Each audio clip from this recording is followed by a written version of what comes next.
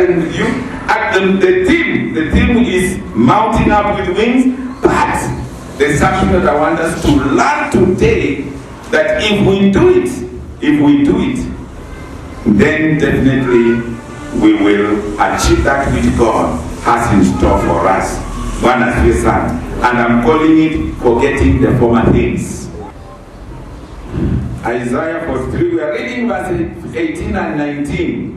Verse 18 and 19. The Bible says, remember not the former things, nor consider the things of old. Verse 19. Behold, I am doing a new thing.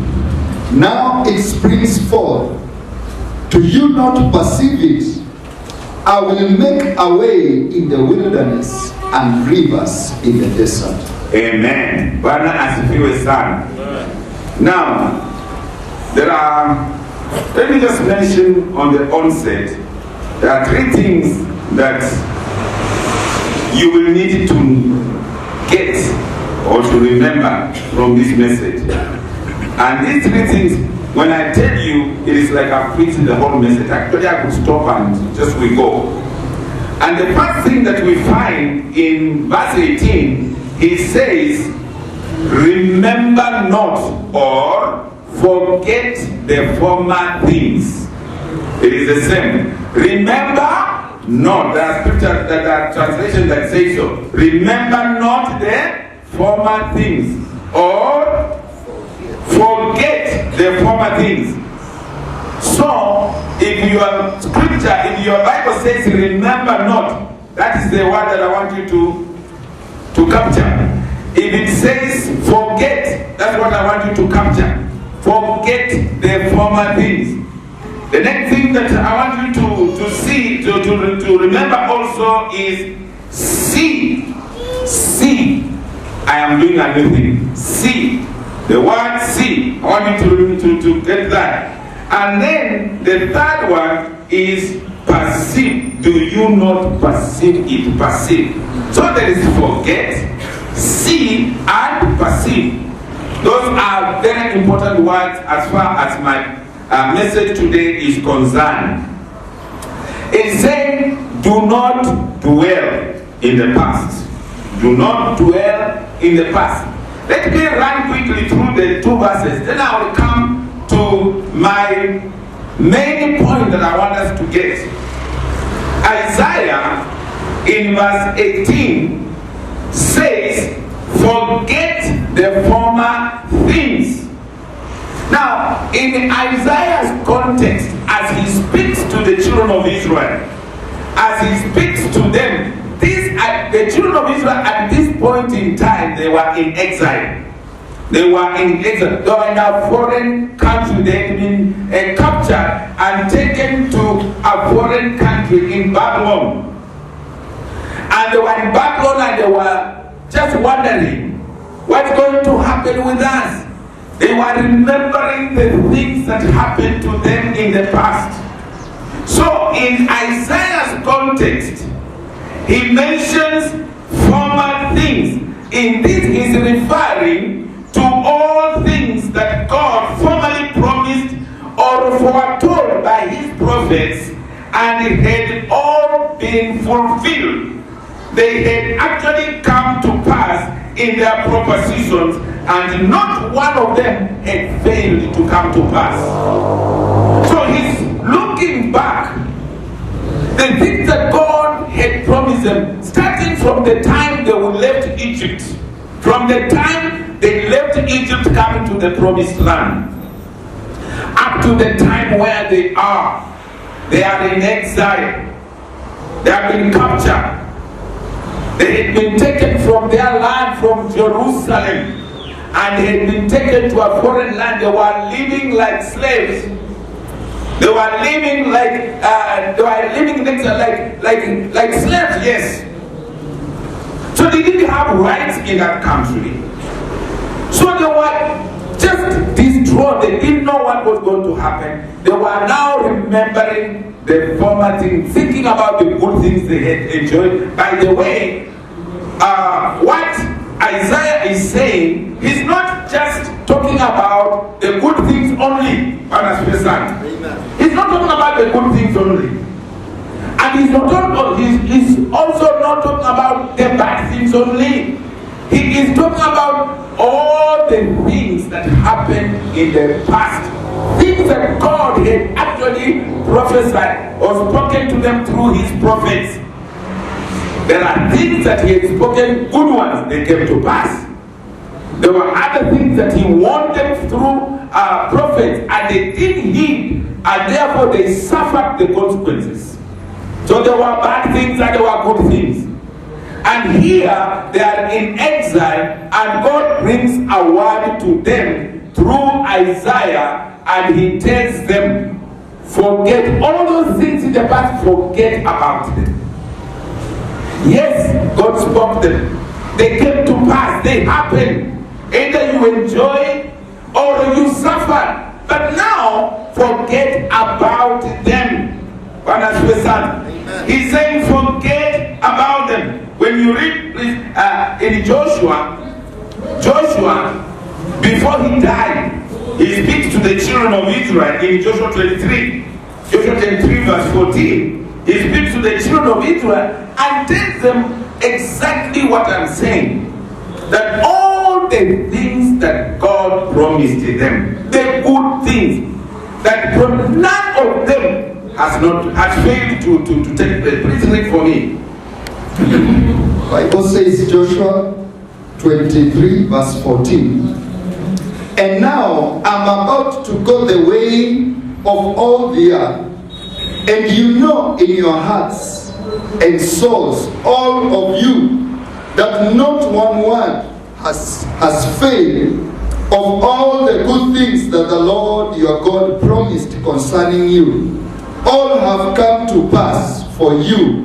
Not one of them has failed. Amen. Not one of them has failed. All that he promised, all that he said has come to pass. These are some of the things that Isaiah is referring to. Please write these scriptures you will read, because if I read all of them, we will not move anywhere. Write Isaiah 42. Maybe this one we should read actually. Isaiah 42.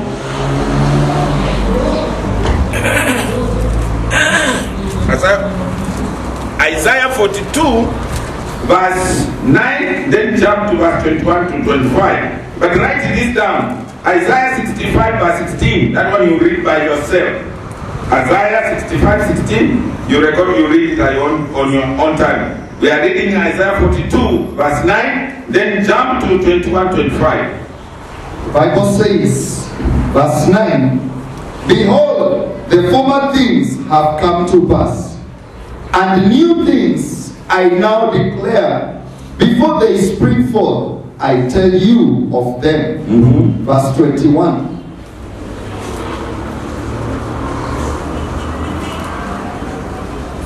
Verse 21. The Lord was pleased for his righteousness' sake to magnify his law and make it glorious. Verse 25. From 21 all the way to 22. But this is a people plundered and looted. They are all of them trapped in holes and hidden in prisons. They have become plunder with none to rescue, spoil with none to say restore. Who among you will give ear to this? Will attend and listen for the time to come? Who gave up Jacob to the looter and Israel to the plunderers? Was it not the Lord against whom we have sinned, in whose ways they would not walk, and whose law they would not obey? Verse 25. So he poured on him the heat of his anger and the might of battle. It set him on fire all round. But he did not understand. It burned him up, but he did not take it to heart. As if you were son. This I'm quoting to tell you that the things that Isaiah is referring to in Isaiah 43, they are both good and bad. As if you were son. So he said, forget all about that. And when you come to Isaiah 46, verse 8. Let me read that one because I have it in my notes. It says, remember this, and fix it in mind. Take it to heart. You rebels, remember the former things, those of long ago. I am God, and there is no other. I am God, and there is none like me. I make known the ends from the beginning, from ancient times. What is still to come? I say, my purpose will stand, and I will do all that I please. So these are things that God did in the past. These are things that God did in the past. And this is why he said, forget the former things. Do not dwell in the past. Hallelujah. Do not dwell in the past. And then you come to verse 19, he says, see, I am doing a new thing. What is Isaiah referring to when he says, I am doing a new thing? He is referring to a very strange thing that nobody, no Israelite could have imagined it could happen. He is referring to King Cyrus of Persia, who had actually conquered the kingdom of Babylon. Now he is ruling these people. The Israelites were now under him. And he is referring to what God is going to do with King Cyrus. When you go back in the Old Testament, I think there is a prophet, whether it's Isaiah or Jeremiah or so, he prophesied that God raised Cyrus to be his servant. And Cyrus was not a Jew, was not a Christian. He never believed in God. He was a heathen king. But here, Isaiah is referring to him, particularly when that he would give a command. He would give a command for the Israelites to go back to Jerusalem. Something they never expected. How could it happen? From an heathen king, we are serving as slaves under him. How could it happen? That is what God is calling it, a new thing. So Isaiah is referring to King Cyrus' command for the Israelites, exiles to return to Jerusalem. And that came to pass in Ezra chapter 1, verse 1 to 11. That's when King Cyrus gave the command for the children of Israel to return to Jerusalem. And it did not just come that way. It did not just come that way. Actually, Cyrus, who is a heathen king, says that the God of the heavens, who has given me dominion over all the nations, he has commanded me to build him a temple. He has commanded me to build him a temple. You see, he's hearing from God, the God that he does not actually worship. And he obeys. And instead of him traveling to Jerusalem to go and build the temple, he actually tells the Israelites, among you who are in my kingdom, all of you who would want to go back to Jerusalem, to go and build the house of your God, I give you permission to go. As many as you are able, you want to go. And he commands his people that those who are neighbors to the Jews, if the Jews are going, please favor them and give them everything they need. Just like the Israelites left Egypt. Yes. He told them, give them gold, give them silver, give them anything they need. They are going to build the house of their God. So that was something that is new. They didn't expect it. Something that was so good, it was a dream come true. The Israelites could not have imagined that actually a time will come when they would go back to Jerusalem. They didn't know how it would happen. But as we stand, the other thing that Isaiah is referring to as a new thing is the the fall of Babylon. This is before it happened. Babylon was a mighty, mighty empire. It covered the whole world. And nobody would have ever dreamed that Babylon would ever fall. Although there were prophecies. So when the Persians came and conquered Babylon, before it happened, Isaiah was referring to this as the new thing that God is doing. One has pure son. That one, there are several scriptures that I can give you. You'll find it in you'll find it in Jeremiah. No, 2 Kings. It is in 2 Kings. 2 Kings chapter 25 as a whole of it. 2 Kings as a whole of it. There is a scripture here that I've written that it's not coming out very clearly. No, it is Isaiah 47. Isaiah 47. 2 Kings chapter 25 and Isaiah 47. You read that, you will see about the fall of the kingdom of Babylon. The third thing that Isaiah is referring to here is the restoration of all things for Israelites. The restoration of all things. The restoration of all things for the Israelites. And there are so many scriptures that I can give you. There is Jeremiah 50:46. There is Isaiah 65:17 to 18. But we are going to read, but this one is just too long. In Jeremiah, restoration of Israel. In Jeremiah chapter 30, verse 1 all the way to chapter 38, verse 22. I never preached a message on restoration, and we dwell on this particular scriptures, verse 30 all the way to verse 36. I think we spent a lot of time in chapter 36.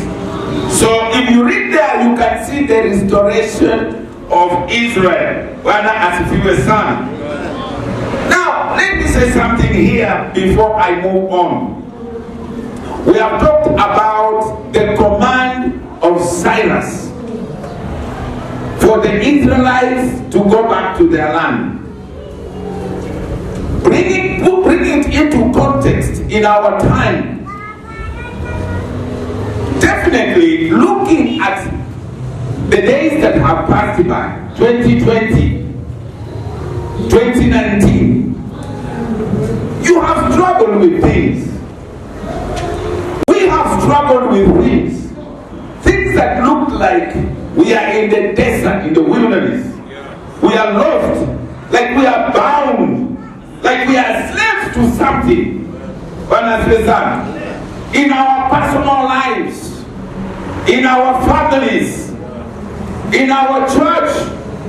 For 16 years we were in Mabati. 16 years we were in a Mabati structure, which we call our church. We don't despise it because it served us. And at some point I could sit as the pastor and imagine, shall we ever come out of this Mabati? And at times it looked like it was impossible. At some point, of course, I could rise up and say, I am exercising my faith, we will move out. I tried to kupump hiyo faith kwamba hiki kitu kitawezekana. Lakini ukiangalia in reality, unaangalia ile pesa tunapata, unaona hii Mungu ninaamini, lakini unajua ukisema unaamini lakini kuna kitu wanafesa. So the Israelites were under occupation, they were exiles, they were in slavery.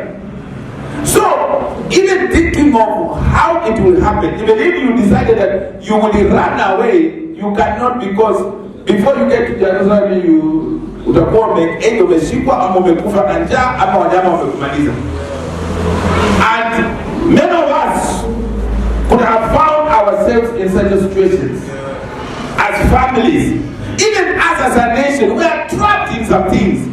We are trapped in tribalism. We are trapped in corruption. We are trapped in so many things. So you try to think, honestly speaking, looking at the situation in Kenya on corruption, you try to think, how can we ever overcome this? You look and you see there is no way. There is no way. To overcome corruption in Kenya, there is no way. Because even those very unexpected people, you can't expect that this one actually can be corrupted. Kwani unakuta tu amekuwa corrupted kabisa.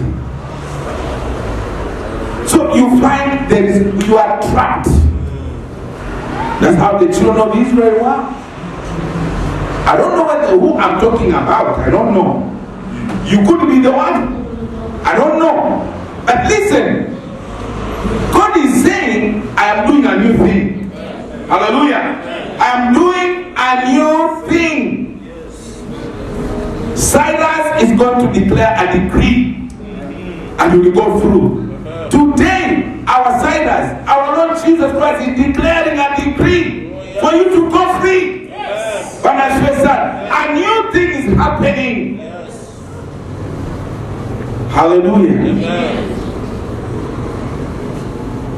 He is declaring a new decree and you are going to go free. He is saying that kingdom, that authority, that power that has been ruling over you, it could be the spirit of fear, the spirit of fear for the future, witchcraft or whoever, whatever. You are fearful. That spirit is controlled. You are a slave to fear. You are a slave to many other things. One has present doubt, prayerlessness. You don't read the word of God. Those things that are controlling your life so that you cannot live your Christian life in freedom. You are not spiritually free. You are bound in some way. God is declaring freedom. God is declaring freedom. That power that's been oppressing you, sickness and diseases, that power that's oppressing you, it is going to fall. It's going to disintegrate. It is coming down. That's what Isaiah said. It is coming down. The Babylonian Empire, it is coming down. You are no longer going to be under oppression. You are no longer going to be under subjection to the Babylon. That force, that power, you are no longer going to be under that. You are going to go free. He said, I am doing a new thing. Hallelujah. Let me say, I was waiting to say that thing before I said, but I can easily forget. Let me say this. All these things are possible. Why? Because it's God saying. But let me tell you, the only person who can overrule God's word is you. As far as your life is concerned. The only person who can overrule God's word as far as your life is concerned is you. God does not impose things. He does not force his way. If you allow him, he will do it. If you don't allow him, he will not do it. But he has declared a new thing is going to happen to you. Amen. You are going to go free. Amen. The forces that have been oppressing you are going to fall. And lastly, he's going to restore all things to the Israelites, to Jerusalem. As you go free, as the powers that oppress you fall, they're going to restore that which was yours. That which he ordained for you, it will come to you. That which he planned and purposed for you, it will come to you. The The enemy has been standing in the way, blocking you to receive your blessings, blocking you from going to places that you are supposed to go, blocking you from becoming what you are supposed to become. But as he falls, as he disintegrates, as he is defeated, then that which was yours, that which is yours, will come to you. It's going to be restored back to you. Bwana asifiwe sana. It's going to be restored back to you. That which the enemy has been doing in your life, oppressing you with the depression, with sickness, in your family, things are not working. Bwana asifiwe sana. Husband is not worthy, he's not happy. A wife is not happy, children are not happy. That God is finishing with it if you let him. Hallelujah. So he is doing a new thing. And then Isaiah moves on to say, please record this. Please don't go and read this. I don't know. Maybe we should just read one. I don't know which one we should read. No, just go and read, because I just wrote a whole. I don't know where to read this. Read Jeremiah chapter 30, verse 1 to Jeremiah chapter 38, verse 22. Between that, you will see what God did to the children of Israel. I think for those who were with us last year, we dealt with that, if you remember. To me, that one was one of the best messages I think I preached. One has been son. Go and read it, look for it. I don't know what I titled it. Can you remember? I don't know what I titled it, but I think it was restoration. It was on restoration. It was on restoration and demonstration. One has been son. Then Isaiah says in verse 19, he says, I'm doing a new thing. Now it springs up. Do you not perceive it? Then he said, I am making a way in the wilderness. A translation that say, I am making a road in the wilderness. I'm making a road in the wilderness. This actually what he means is this. That the Lord would give the exiles, as the Israelites go back to Jerusalem, because they were to go through a wilderness. I said you'd end up being eaten by animals. They were to travel through the wilderness, and therefore there would be a lot of hindrances for them to move around. It would take them too long to get to Jerusalem because of the wilderness situation. But he's saying, I will make a road in the wilderness. That means he is going to give the exiles, the exile returnees, or the Israelites, he's going to make a way that is not obstructed. He's going to make a way that it will just be flowing, traveling. No blockage, no obstruction. It's going to give them a free flow passage back to Jerusalem, back to the promised land. Amen. Back to the land that God had prepared, promised, and kept for the children of Israel. The land of plenty, the land of abundance, the land of more than enough, the land of great opportunities. Friend, as you go free, as King Cyrus declares you can go back. And as Babylon, your forces that are opposing you and blocking you and fighting you are defeated and disintegrated, and God restores everything to you, you will travel into your blessings. You will travel into, nobody will be in the way to block you. Amen. Nobody will stand in your way. Amen. Your blessings will flow. Amen. Your promises will be fulfilled. Amen. Your prayers will be answered. Amen. And hindered. Hallelujah. Amen. That's why he's saying that he'll make our way through the wilderness. He's going to make it free flow for you. Some of you are going to be praying prayers, and when you wake up in the morning, you already find an answer. Amen. You say, God, is this true? Why was I praying and I could not get an answer for years? But here I am praying, and tomorrow I'm getting the answer. Some of of you, you will pray and immediately you receive the answer. I receive it in Jesus' name. God is going to make our way through the wilderness. Places where you have been struggling. Places where you have been fighting before you go through anything. Places where you found so many obstacles. You will be finding it easy to go through. Because God is making a part in it. It's a new thing. It is a new thing that He is doing. Please read for us Isaiah 40.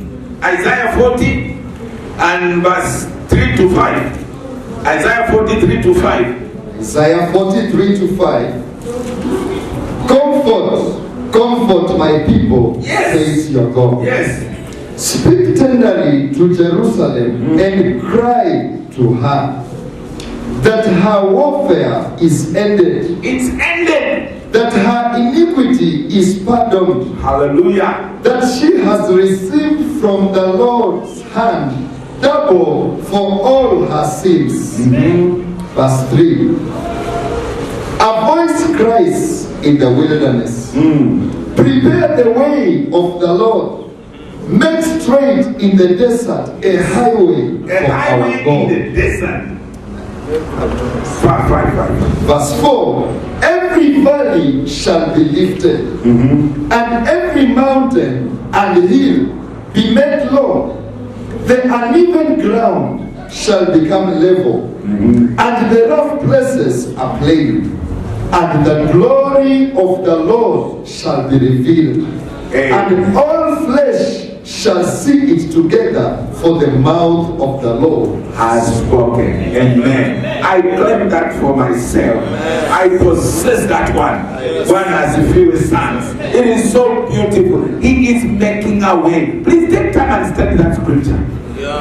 And claim it for yourself. Possess it. Memorize it and sing it to yourself every morning. Because God is making a way for you in the wilderness. No more struggle. No more opposition. No more enemies that will be coming after you. Because the Lord is with you. God has filled a son. Please read for us Jeremiah 31, verse 9 to... this is a long one. But let's read it, because we said we can go to next Sunday. Hallelujah. Jeremiah 31, verse 9 to 14. Verse 9.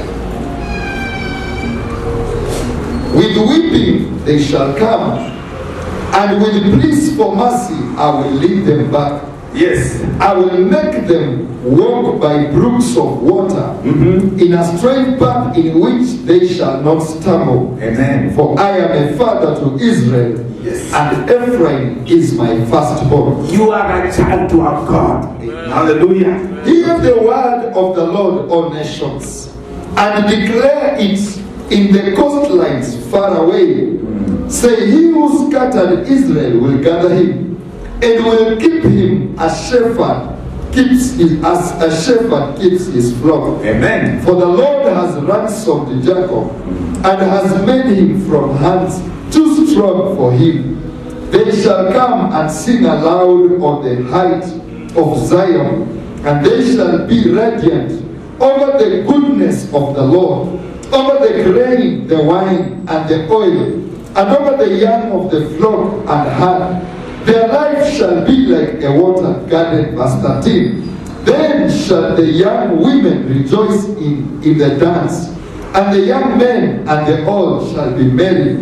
I will turn their mourning into joy. I will comfort them and give them gladness for sorrow. Verse 14. I will feast the soul of the priests with abundance, and my people shall be satisfied with my goodness, declares the Lord. Wow. Beautiful, man. Oh, yeah. Hallelujah.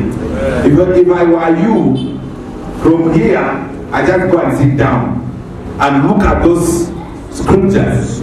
They are so enriching, so comforting. Look at verse 13 and 14, 12, 13 and 14. They will come and shout for joy on the heights of Zion. On the mountains, and they will be singing. Those are the Israel. That is you. After you have been delivered, after you are free, You'll be singing and shouting. They will rejoice in the bounty of the Lord. The grain, the new wine, and the oil. Of course, we are not talking about Bratina and everything. No, we're talking about the Spirit of the Lord. I don't know things that God can do for us. Hallelujah. Don't think that God can do for us.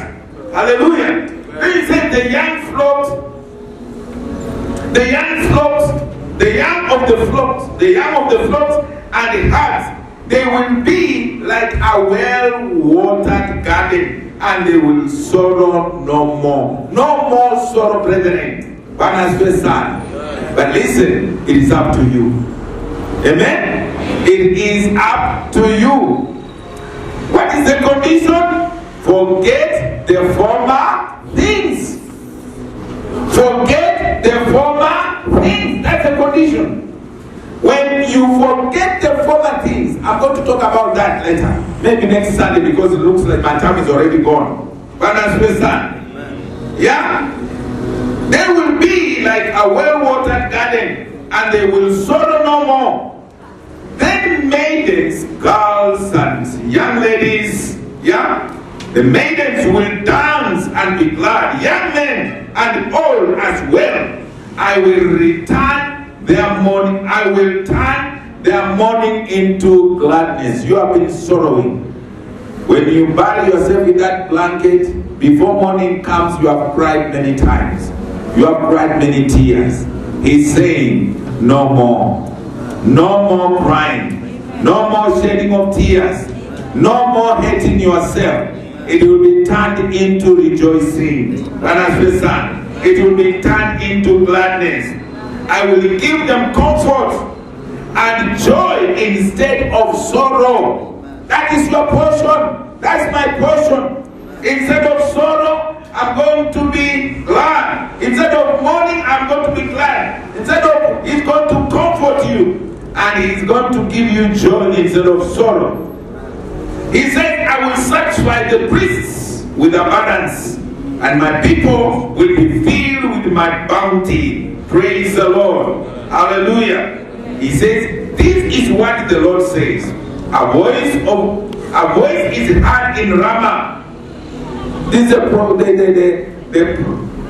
prophecy that was declared by Jeremiah, which happened when Jesus, because of Jesus, many children were killed. He said the voices were heard in Ramah, mourning and great weeping. Rachel weeping for his children and refusing to be comforted because her children are no more. I think that one was not part of my scripture, but I just want to tell you that there is no more mourning. You don't have to mourn. You don't have to sorrow. God has spoken a new thing for you. Let me finish that with the writing in that verse 19. Then we will look at it when we come next Sunday. He says that verse 19 in Isaiah 43, verse 19, he says, the last portion, he says, and streams in the wastelands. Wastelands are dry places where nothing grows, where there's nothing, no grass. It's our wastelands, dry. And he says, that dry place, I'm going to cause rivers to flow. I'm going to cause streams to flow. Rivers or streams in the desert, that means refreshing. It's refreshing the land. Your life has been dry. No joy.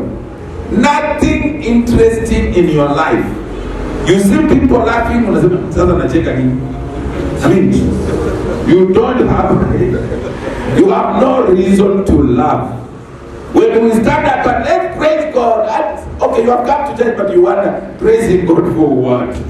I mean, you have nothing. Your life is just dry. Your life is not interesting at all. You know we have such a people, both saved and unsaved. In their life there is nothing. they have no reason to say thank you to God. They have no reason to smile. That's why you find a smile for them is a very remote thing. He smiles once a year. And that smile, I don't know what will have brought it.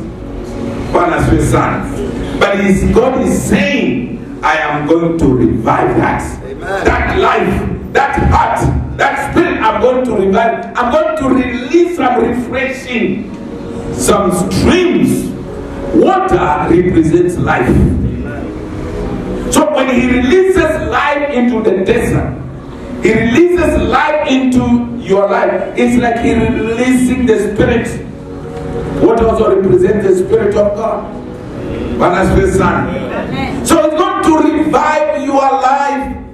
It's going to revive whatever it is that is dead, is dry, is wasted, wasteland. It's going to revive it by releasing fresh water flowing through. You know, back at home, I think our grass sometimes is used to a lot of water. So when around December, from August, after August, those days I don't know how it is now. When there is so much sun, the grass completely dries until there's no grass, nothing. Actually, it's just like here now. But as soon as rain falls, you find, I don't know from where the seeds hide, you find grass or starts to grow and the place becomes so green, so nicely, and you start playing on that place again. So this is what God is saying. As your life looks like it has been meaningless, dry, no joy, no nothing, He's going to release the water of the Spirit of God. He's going to pour water. The water also represents the Word of God. If you read the Word of God, you'll be pouring water on your life. And you will be revived. It will blossom again. That's what he says. That I will. The streams in the wastelands. Yeah? It's like he's going to release the streams, the water in the wasteland. It is a refreshing. He will refresh his people. He's going to refresh us. It's going to refresh us. I remember when I was working living and working in Mombasa.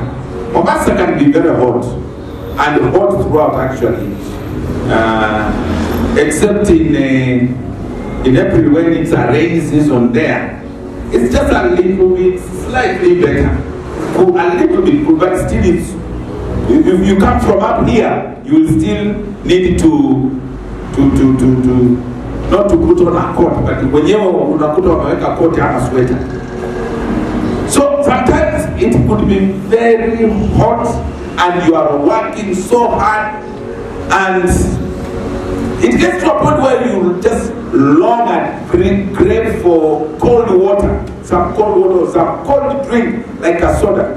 And sometimes I would walk and find that I am so thirsty and it's just so hot. And I get to a shop and I used to drink Coke in Mombasa a lot. So I would go to a shop and ask for a cold, really cold Coke. And once I drink that bottle, I just feel refreshed. I feel like I am new when I feel sad. I feel so good. And that's exactly what God is saying here. I'm going to refresh their lives. Amen. And I want to tell you that God is ready to refresh your life this year. Amen. In this place. If only you are going to let Him. And you will let Him by forgetting about the past. And in connection with our last Sunday message, waiting on Him. That's what we are not through with it yet. We will come back to it. Waiting on Him. We will look at waiting on Him specifically. Waiting on Him, what does it mean? So friends, God is refreshing us Hallelujah. He's refreshing us. God wants to refresh us, his people, even in those desolate places, into those areas in our lives we feel like we have given up. He wants to revive that. Those dry places, he would reach and he would refresh us. I have so many scriptures to give you on this. Let me give you, then we will read 2, then we will pray. Hallelujah. We will read 2, then we will pray. Jeremiah 31 verse 25. 1 Samuel 16:23. Isaiah 43 verse 31. That is the key verse. Then we have Isaiah 44:3. Isaiah 41 verse 10. And then you jump all the way to 18 and 19.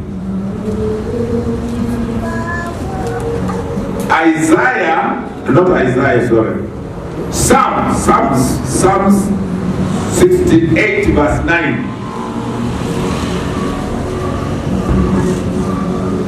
Romans 15:32. Acts 3:19. Proverbs 3:7 and 8. 2 Corinthians chapter 4 verse 16 to 18. Exodus 15:2. Psalms 51:10 and Psalms 54:4. I want us to read Jeremiah 31:25 and then we will read Isaiah. Let's just read. We'll read.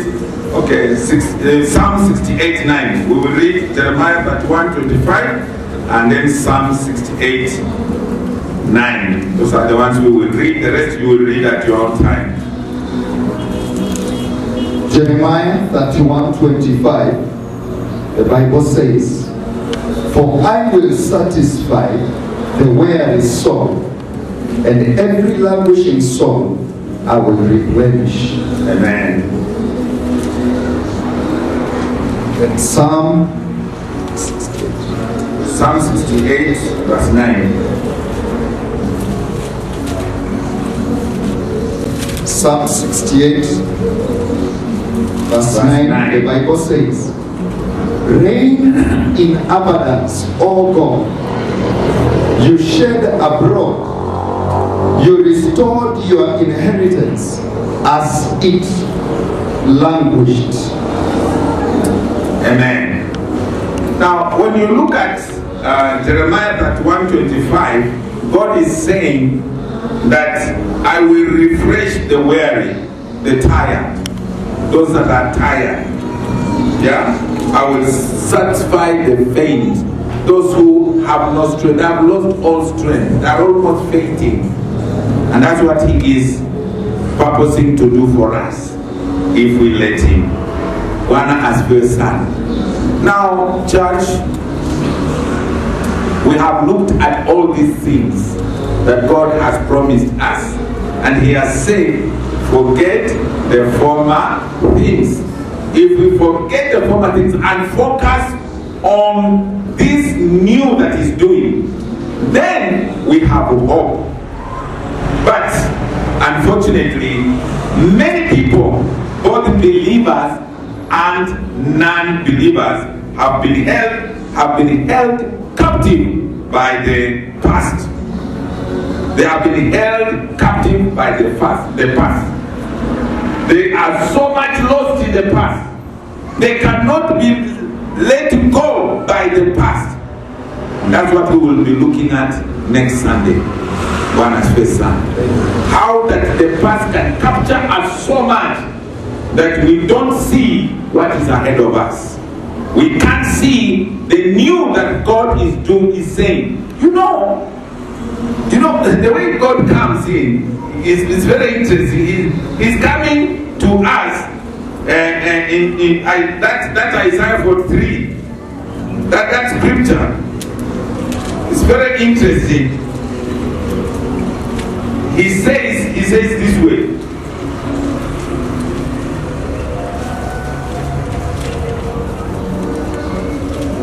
He says, forget the former things, do not dwell on the past. See, I am doing a new thing. You know, God would have just come to the Israelites and told, hey, I am doing a new thing. From today, I am doing a new thing. But he starts by saying, forget. He is appealing to the mind. You know, your mind is so powerful. It has a memory. And this memory keeps so many things. And these many things can actually influence you so much that you are not able to do anything else in the future. And this is what we'll be looking at by the grace of God next Sunday. Otherwise, for now, I want you to focus on the things that we have looked at. What Isaiah is telling the people here.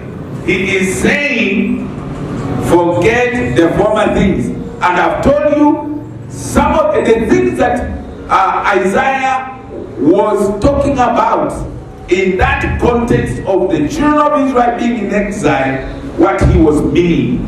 We have also looked at something. He says, I am doing a new thing. A new thing. What did he mean by the new thing? We have looked at that also. And I want you to focus, I want to meditate on that, and particularly the scriptures that we have actually looked at. He says that a road in the wilderness, I'm preparing a new road in the wilderness. And then he talks about rivers flowing in the desert, and we have looked at that. Please meditate on that. Don't go home and just throw your book away until next Sunday. Review what you have noted down. And for those that don't have notebook, I am wondering what you are going to refer to. The scriptures that we have read have been so important, so wonderful. So when you come next Sunday, if you did not have a notebook and a pen and a Bible, please don't forget, because it's important. Unless you are such a genius that even when you say something, I say something here, you keep it all in your mind until I don't know when. We don't have many such people anyway, including you.